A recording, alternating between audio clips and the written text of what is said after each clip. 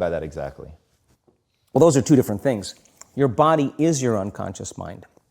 In a sense, if you're sitting down and you start thinking about some future worst-case scenario that you're conjuring up in your mind, and you begin to feel the emotion of that event, your body doesn't know the difference between the event that's taking place in your world, outer world, and what you're creating by emotion or thought alone.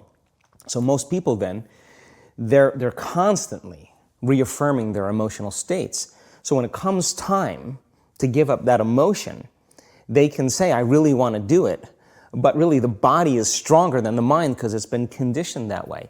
So the servant now has become the master. And the person all of a sudden, once they step into that unknown, they'd rather feel guilt and suffering because at least they can predict it. Being in the unknown is a scary place for most people because the unknown is uncertain. People say to me, well, I can't predict my future. I'm in the unknown, and I always say the best way to predict your future is to create it. Not from the known, but from the unknown. What thoughts do you want to fire and wire in your brain? What behaviors do you want to demonstrate in one day? The act of rehearsing them mentally, closing your eyes, and rehearsing the action.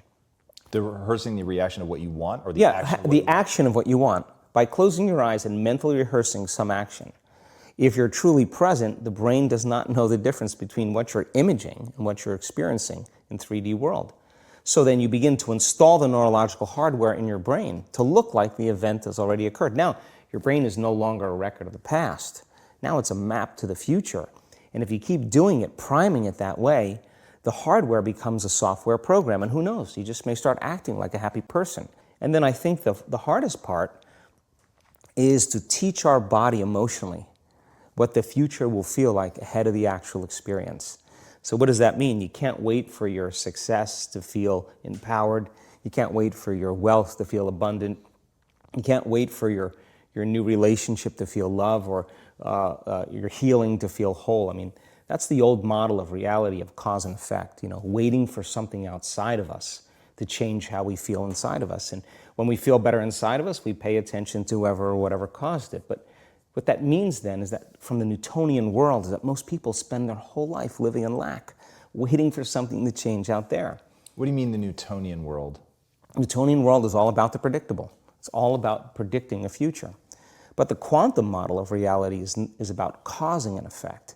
The moment you start feeling abundant and worthy, you are generating wealth. The moment you're empowered and feel it, you're beginning to step towards your success. The moment you start feeling whole, your healing begins. And when you love yourself and you love all of life, you'll create an equal. And now you're causing an effect.